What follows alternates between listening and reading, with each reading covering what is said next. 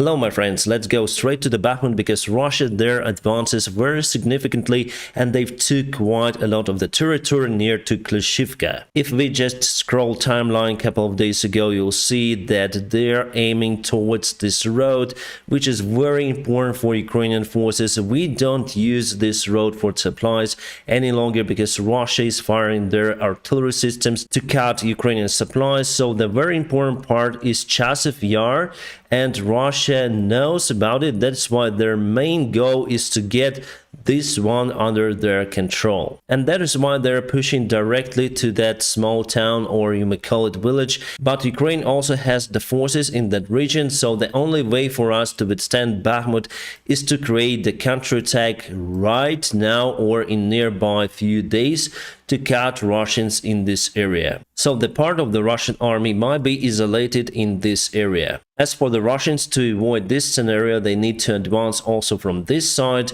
and all across this front line. And if they cut the Chasiv Yar, which is the only supply line for the Bakhmut, my friends, Bakhmut will be left by Ukrainian forces. I have no doubts about it. Because there are no anyways how you can supply the city using other roads. There are none of the roads in this area, so the only one comes from this place. The main one is here, which is unusable, and the other one is very close to the front lines, also unusable. So Russians tried to get Bakhmut for a long time under their control, and the only way how they could potentially do it is cutting Ukrainian supplies. And basically it was the Ukrainian tactics for a very long time. We cut the Russian supplies and now they do the same. Yes, potentially we can still use the fields, but the weather is not preferable. This winter is very warm. That is why the soil is not that robust to withstand the weight of the vehicles. Also, we cannot use the aviation in this area because Russia put the air defense systems.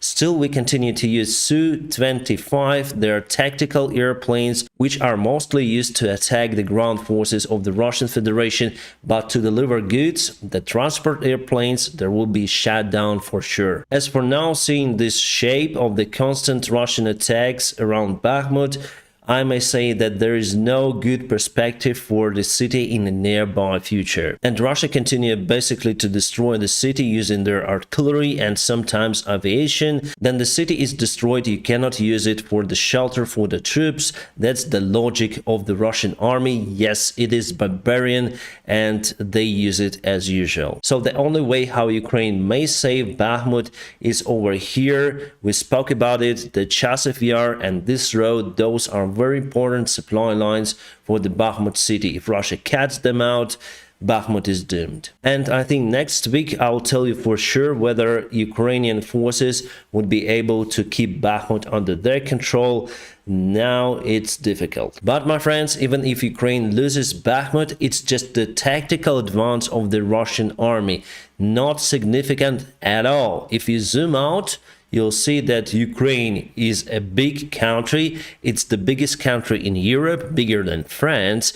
And we have many of the cities around, many Bakhmuts, bigger cities, smaller villages. So for every city, Russia loses like tens of thousands soldiers. In Bakhmut alone, Wagner Group lost more than 50% of their army. And that is why I'm still wondering, what's the point of this war for the Russian Federation? I mean, they will not win it in strategic perspective. Yes, they may take some towns and villages for some period of the time, but then Ukraine will have enough weaponry, we're gonna take all of that back. Before, Russia lost around 10,000 soldiers taking Izum. They've took it for a few months and Ukraine liberated just in one day. And I'm sure that the same will happen with the other parts of the occupied territories. Remember, then Russia took Severodonetsk and Lysychansk.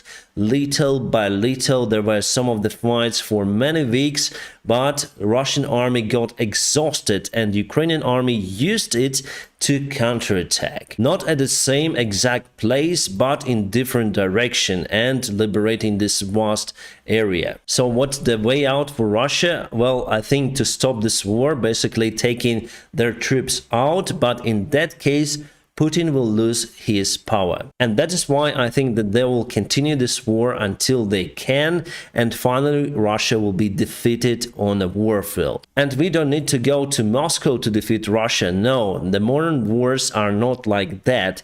But if Russia loses, for example, in Crimea, at least part of that peninsula, Putin will also lose his power. And with the current military support from our allies, Ukraine will not lose. Russia has no resource to counterattack with the massive forces.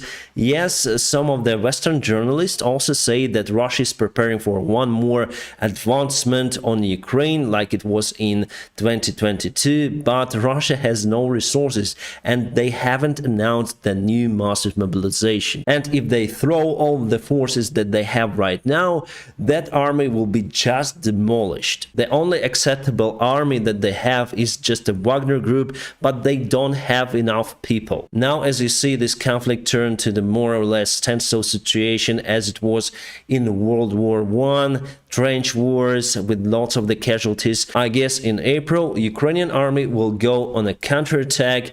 And the potential scenario is over here to go straight to Melitopol. But some of the military experts say that Ukraine may go across the Dnieper River over here. I say that this is kind of the suicide mission, but they say that it should work. They start to speak about it after some of the successful Ukrainian counterattacks performed by the special forces in this area. Our guys just crossed the river with the silent rubber boats and attacked Russians in their barracks. We did it 2 times already, and yes, we got some of the wounded soldiers, but in general, we hadn't had any losses while conducting those operations, and that shows that Russia has nothing to propose against the crossing of the Dnieper River. So military experts say that Ukraine may prepare the plan to cross the river, but I think it's quite risky because all of the bridges, the pontoon bridges, could be demolished by the Russian aviation or artillery systems. And that's why still I think this one is more preferable compared to Kherson direction. The direction on Melitopol just solves many of the issues in this area. So how would our forces attack, or it's better to say counterattack, in this area or any kind of other area? And why do we need tanks and artillery systems? Because some of the experts also say that it's artillery war, we should have more artillery and no tanks.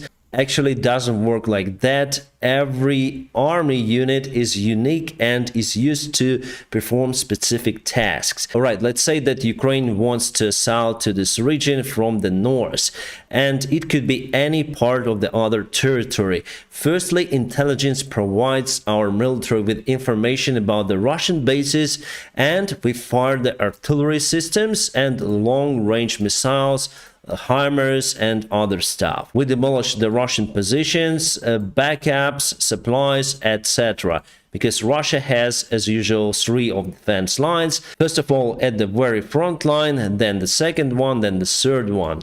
So we exhaust their supplies and backup sources. Then we fire middle range and short range artillery to hit those supply lines and the nearby trenches to Ukrainian side, causing them severe losses and disorganization. Both of those steps also might be helped with aviation. That is why we need F-16s, F-18s and other types of the airplanes. Then finally we use the tank brigades to penetrate Russian defense lines. That is why I'm saying that tanks are offensive weapons. There is nothing better than tanks if we speak about the penetration of the constructed defense lines. You may find it in any kind of the material for any kind of the military training. And it's proved by Germany in the beginning of the World War II. They constructed those tank brigades that were very fast, and they call it blitzkrieg. Then they penetrated the defense line of the enemy and then continued to move with their heavy armored tanks. Yeah, sorry, but the time at the beginning of the war, they used not the heavy tanks but the light tanks that could penetrate the lines very fast. So it's going to be the main vector of the attack, and there could be some of the accessory attack vectors just to disorder the front line for the enemy. And before that massive attack, I forgot to say that you should use some of the small units to find the weakest spot in defense. Usually groups from 10 up to 50 people that may attack on different directions and know the response of the enemy. So they attack, retreat, it may happen like that. So this process is very important over here, that could be also backed up by the aviation, the same F-16s and also Warthogs that may be used against the ground forces like tanks and other vehicles. So then you went through defense lines, you also launched the high mobile vehicles that will have like mortars, Bradleys and other units. You send them side by side with the tanks, and their goal is to destroy the enemy on the flank. So they go like this, dispersed and causing more disorder to the enemy. So first the tank is like a fist which is backed up by the other vehicles. With the similar tactics, Ukrainian forces liberated the part of the Kherson region and Kherson city itself. The only downside was that we had not enough tanks. For this counterattack, we'll have enough heavy tanks. Also, vehicles like Bradleys are effective against the tanks because they have 12 missiles. They also carry infantry, and basically you just encircle the small parts of the Russians everywhere, and they're panicking, they're surrendering. The same thing happened in Kharkiv region. So that is why the tanks were so important to create this fist, because Russians were able to build their defense lines in many of the regions, and the only way how you can penetrate them is using the tanks. There is simply no other way in a modern day war. And why do we need the long range missiles for like 150 kilometers? To extend the Russian supply lines, because if we destroy their supplies in Melitopol, they'll have to create the long supplies, let's say from Henichins to supply Tokmak and this region, and they cannot throw many of the forces straight away to withstand Ukrainian counterattacks in that area. And if you have the long supply lines, your army cannot attack. It's the rule, my friends. So that's why the long-range missiles are crucial for Ukrainian army. But I'm sure that we're gonna receive the airplanes and also missiles in a future help for Ukrainian military. And as Joe Biden said, Ukraine is getting ready for the counterattack. Where it's gonna happen, my friends, I have two of the points where it might be. First of all, I think over here, and secondary, it could be over here in the north part of Luhansk region. But as I say to you, some of the military experts say that Ukraine potentially may cross the Dnieper River, because Russia has not enough forces to withstand the counterattack in this area.